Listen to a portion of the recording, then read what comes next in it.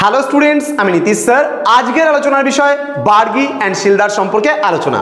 এখানে তোমরা দেখতে পাচ্ছ বার্গি ও শিলদার বলতে কি বোঝো যদি আসে পরীক্ষায়, অথবা তোমাদের যদি এইভাবে আসে বার্গি ও শিলদারের মধ্যে পার্থক্য লেখো। এই দুটো প্রশ্ন আমি একসাথে আলোচনা করব। হোয়াট ইজ কল্ড বার্গি অ্যান্ড শিলদার, অথবা বলতে পারি ডিফারেন্স বিটুইন বার্গি অ্যান্ড শিলদার। তো এই ক্লাসটি বিস্তারিত আলোচনা করব আজকে তোমাদের সঙ্গে। দেখো বার্গি আর শিলদার কি এবং এদের মধ্যে পার্থক্য কি। দেখো, শিবাজির প্রতিভার অন্যতম নিদর্শন ছিল তার বার্গি এবং শিলদার, অর্থাৎ তার অশ্বারোহী বাহিনী। অর্থাৎ শিবাজি সেনাবাহিনীটাকে এত সুন্দরভাবে সাজিয়েছিল যে অন্য কোনো সম্রাটের সময়কালে কিন্তু এত সুন্দরভাবে সেনাবাহিনীর যে সাজানো গোছানো এটা কিন্তু দেখা যায়নি বা লক্ষ্য করা যায়নি। তাহলে শিবাজির প্রতিভার এক অন্যতম নিদর্শন ছিল শিবাজির সামরিক সংগঠন। তাহলে শিবাজির প্রতিভার এক অন্যতম নিদর্শন কি ছিল? শিবাজির সামরিক সংগঠন। এবার কি বলছে, শিবাজি অশ্বারোহী বাহিনীর ওপর নির্ভর করে তার সামরিক বাহিনী গড়ে তুলেছিলেন। অর্থাৎ বিশেষ করে শিবাজি কিন্তু না পদাতিক বাহিনী না অন্য কোনো বাহিনীর ওপরে, হস্তি বাহিনী কারো ওপরে কিন্তু অতটা নির্ভর করেনি যতটা নির্ভর করেছিল কিন্তু অশ্বারোহী বাহিনীর ওপরে। আচ্ছা, পদাতিক বাহিনী কাকে বলে বলো তো? পদাতিক বাহিনী তাকে বলে, দেখবা আগেকার দিনে যখন যুদ্ধ হতো অনেক মানুষরা ছিল বা অনেক সেনাবাহিনী ছিল যারা পায়ে হেঁটে যুদ্ধ করত, তলোয়ার নিয়ে হেঁটে হেঁটে যুদ্ধ করতো যারা, তাদেরকে বলা হয়েছে পদাতিক বাহিনী। যারা টাকবাক টাকবাক টাকবাক টাকবাক ঘোড়ায় চড়ে যারা যুদ্ধ করতো তাদের বলতো অশ্বারোহী বাহিনী।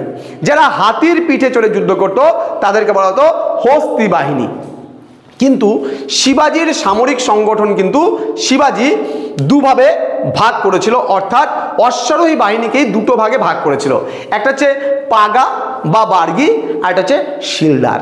এবার এই পাগা বা বার্গি এবং শিলদারদের মধ্যে ডিফারেন্সটা কি ছিল সেটা একটু জেনে নিই। প্রথম যেটা বলেছে, বার্গিরা ছিল স্থায়ী সরকারি সেনা।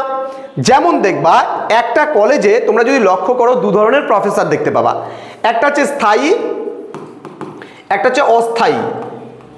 অস্থায়ী স্থায়ীকেই যারা পার্মানেন্ট টিচার, আর অস্থায়ীকেই যারা প্যারা টিচার। অর্থাৎ এখানে কিন্তু বার্গি ও শিলদার যারা ছিল, পাগা বা বার্গি যারা ছিল তাদের কিন্তু তারা স্থায়ী সরকারি সেনা ছিল। তাহলে বার্গিরা ছিল স্থায়ী সরকারি সেনা এবং শিলদাররা কি ছিল? অস্থায়ী ভাড়াটে সেনা, এদেরকে ভাড়া করা হতো। দ্বিতীয়ত বলছে বার্গিরা রাজকোষ থেকে নিয়মিত বেতন পেত এবং এরা সেনানিবাসে বসবাস করত। অর্থাৎ এখানে স্থায়ী যারা টিচার আছে কলেজে তাদের সরকার থেকে একটা বেতন প্রোভাইড করা হয় এবং প্রতি মাসে তাদের অ্যাকাউন্টে একটা পার্মানেন্ট স্যালারি ঢুকছে। ঠিক একইভাবে বার্গি যারা ছিল তারা যেহেতু সরকারি স্থায়ী সেনা ছিল তারা নিয়মিত রাজকোষ থেকে নিয়মিত বেতন পেত এবং তাদের জন্য সেনানিবাস অর্থাৎ থাকার জন্য কোয়ার্টারের ব্যবস্থা ছিল। কিন্তু যারা শিলদার ছিল সেই শিলদাররা যুদ্ধের সময় প্রয়োজন অনুসারে শিবাজি এদেরকে নিয়োগ করতেন এবং কাজ অনুযায়ী কিন্তু এদেরকে বেতন দিতেন।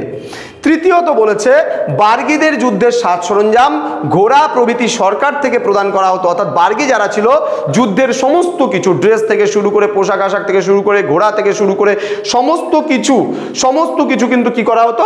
এদের সরকার থেকে দেওয়া হতো বা প্রদান করা হতো।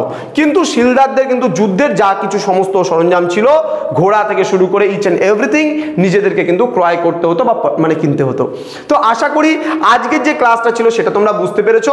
তো স্টুডেন্টস, আজকের ক্লাসটা মেজর পেপার 7 থেকে তোমাদের নিলাম বার্গি এবং শিলদার বলতে কি বোঝো এবং বার্গি ও শিলদারের পার্থক্য। এই একটা নোটস থেকেই তোমরা রেডি করতে পারবা। যদি বার্গি ও শিলদারের মধ্যে পার্থক্য আসে তাহলে এটা লিখতে পারবা, আর যদি বার্গি এবং শিলদার সম্পর্কে তাহলে পয়েন্টগুলো আলাদা করে দাও। যে শিবাজির প্রতিভার এক অন্যতম নিদর্শন ছিল শিবাজির সামরিক সংগঠন। শিবাজি অশ্বারোহী বাহিনীর উপর নির্ভর করে তার সামরিক বাহিনী গড়ে তুলেছিলেন। শিবাজির অশ্বারোহী বাহিনীতে দুই ধরনের সেনা থাকতো, পাগা বা বার্গি এবং শিলদার। এবার পাগা পয়েন্ট করো বা বার্গি পয়েন্ট করো।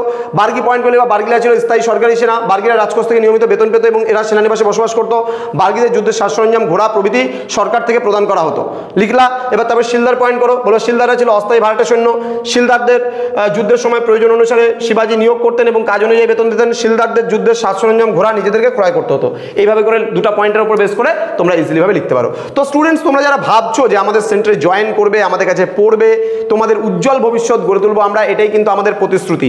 আমাদের এখনো পর্যন্ত সেন্টারে কিন্তু সমস্ত সাজেশনস অলরেডি আমাদের পেইড ব্যাচের স্টুডেন্টরা পেয়ে গেছে। তোমরা যদি চাইছো যে পেইড ব্যাচে জয়েন করবে, তাহলে যদি আমাদের মেজর কোর্স তোমরা পারচেস করো, তাহলে কিন্তু আমাদের সম্পূর্ণ যা অন্য যে তোমার সাবজেক্টগুলো রয়েছে সেগুলো আমরা সম্পূর্ণটাই বিনামূল্যে দিচ্ছি। তো স্টুডেন্টস, তোমরা বিনামূল্যে বাকি নোটসগুলো পেতে গেলে মেজর পেপারটা পারচেস করতে হবে, যার কোর্স ফি হচ্ছে 1199 রুপিস। তো সময় নষ্ট না করে যোগাযোগ করো আজই আমাদের সঙ্গে এবং যুক্ত হয়ে যাও আমাদের অনলাইন ক্লাসে এই নাম্বারে ফোন করে 6295916282 এবং 7076398606 নম্বরে তোমরা সরাসরি আমাদের সঙ্গে চাইলে যোগাযোগ করতে পারো। দেখা হচ্ছে খুব তাড়াতাড়ি আরও একটা নতুন ক্লাস নিয়ে তোমাদের সঙ্গে। তোমরা প্রত্যেকেই ভালো থেকো, সুস্থ থেকো। Thank you so much. Thanks for watching after all. Thank you.